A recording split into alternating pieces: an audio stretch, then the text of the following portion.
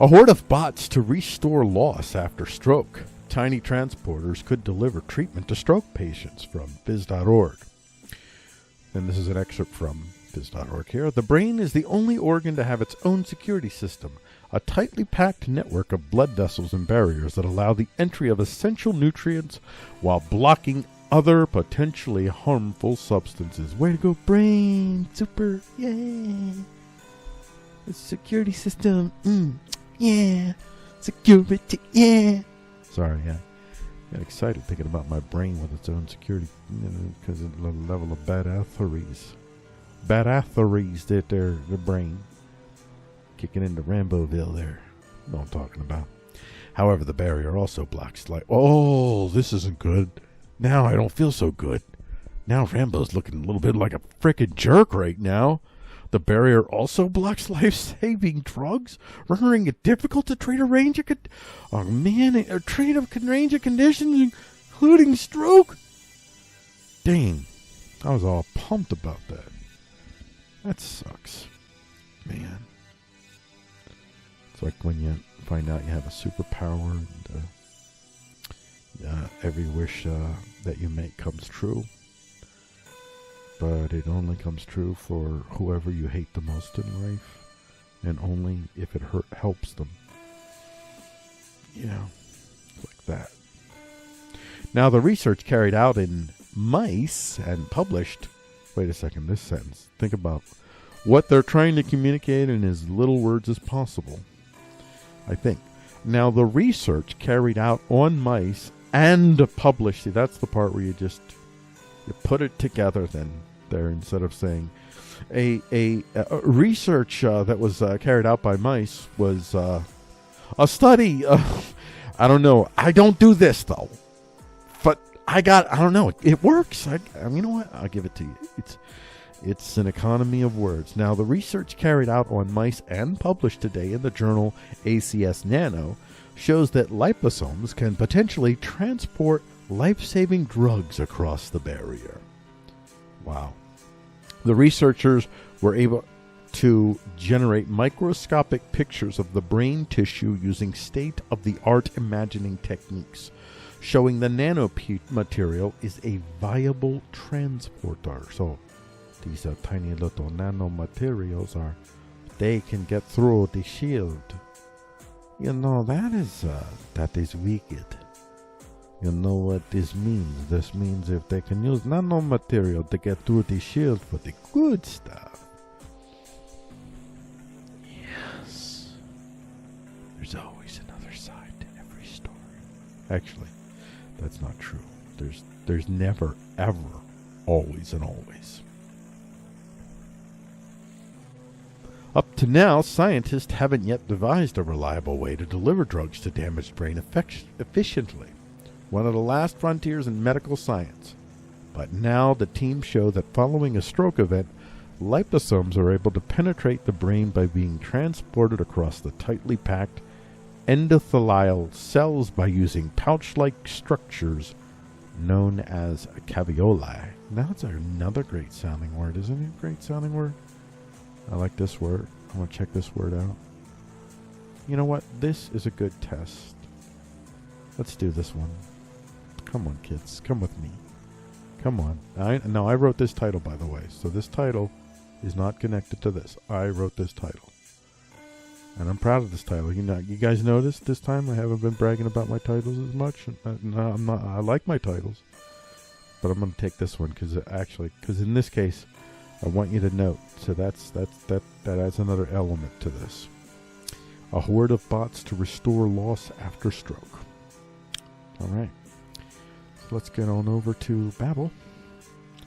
It's time for Babel, the Library of Babel, which is at libraryofbabel.info, by the way. I should share that. libraryofbabel.info. You know what? Let's add that. Let's add that. We're going to add that string right there. And let's see. Do you think with that string added, now come on. Now it's not just this. And this is some high language in here. I mean, I don't know these. I have a pretty good vocabulary. And I'm telling you, I don't know what that word is. But then again, I don't have a good scientific vocabulary, I have to say. I have a good poetic, artistic, philosophical, historical vocabulary. Not a very scientific and mathematical vocabulary. I don't know those terminologies well at all. I'm rudely deficient. Here we go. Look at that. Exact match. This is the title. So this is from the book. This is the book. And this is page 41 from the book. It's they produce all of these books. These are all different books. These are the names of the books. So let's check this out. Look at that. Look at that.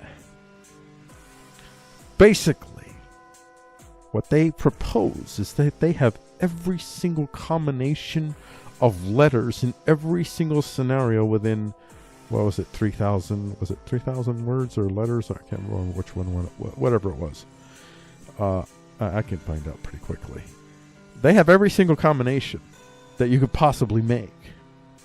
So you're going to find at least one iteration of any combination within this library of 3,200 characters. That's what it is.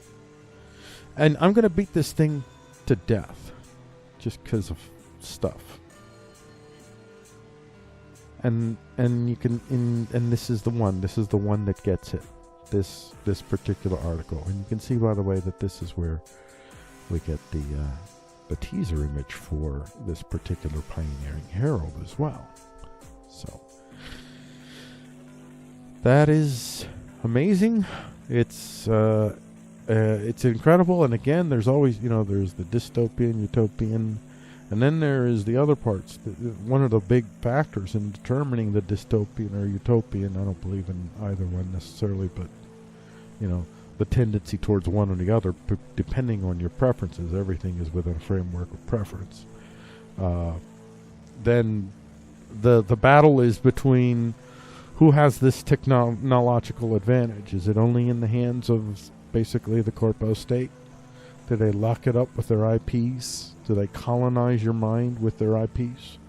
Or do we have open source answers to these technological challenges? I mean, this is basically a technology race between consensual associations and highly centralized, highly hierarchical, highly exclusionary, highly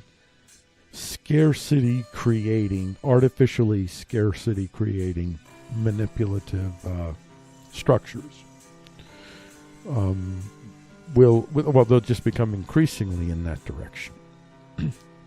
So it's an important fight, and this is the very type of technology that we got to be hoping and praying, if you're the praying type, that we have some folks on the consensual side that are trying to deliver non-colonized technology, if you will. I know that amongst the left, and I'll say the actual left, not this authoritarian stuff you're seeing in the mainstream world, this colonization is a big theme, and of course the LARPers have taken it and already turned it into a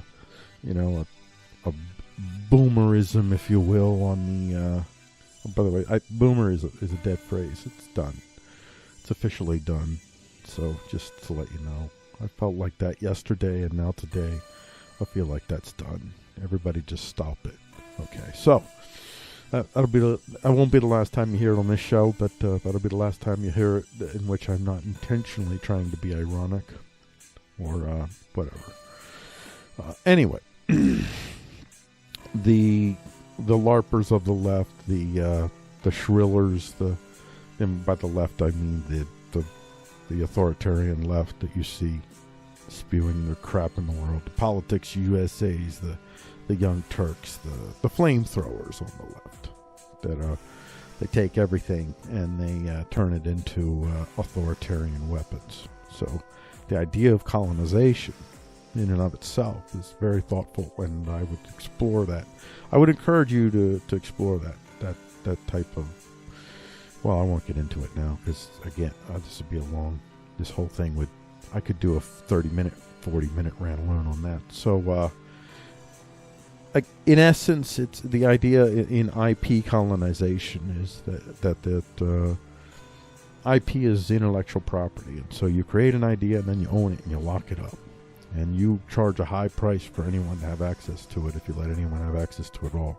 So Disney, for instance, now that they've bought out Fox, now all of a sudden all these movies that we could see anytime we want, all of them gone behind paywalls, everything. They want to make us beg for it. They want to make us jump through hoops and pay them through the nose to get this IP. And y'all who support IP, this is where it leads. This is hyper IP reality. IP is the big thing between the United States, and I'm not divided on it. I don't even care that I mean, I don't favor China in any way, shape, or form. China is an ethno-nationalist state. It's a de facto. I mean, I don't want to. It's in the same family of political thought that Hitler was firmly entrenched in, and I am sure, especially now that I know Chinese history a lot more than I did a few years ago, I am sure that Hitler learned a lot from the Chinese. They have perfected this whole ethno-nationalist thing, the whole blood and soil thing. In essence, it comes from China. But anyway, see, I know I'm sorry. I'm trying not to rant. I'm trying not to make these things go too long. But if what we have to do is, China is behind the 8 ball in key areas when it comes to IP because the West got there first. That's it. They got there first and then they locked it up. So it's colonialism, just, making China pay through the nose. Now China just basically just said, in China, the whole idea of IP is just so alien to them. It's a noble thing in a lot of ways to be able to effectively copy others. So there's a lot of reasons for that, but it's totally alien to them. And I'm not for America or anyone winning the IP war. I'm not for anyone consolidating IP power in the universe. I'm for ending IP. And IP is one of the key ways that they'll be able to lock this technology up. Instead of us being able to have access to it, to be able to develop it, all kinds of in just wild ways, awesome ways. And they'll lock it up and they'll make us pay through the nose if we even get to afford it at all.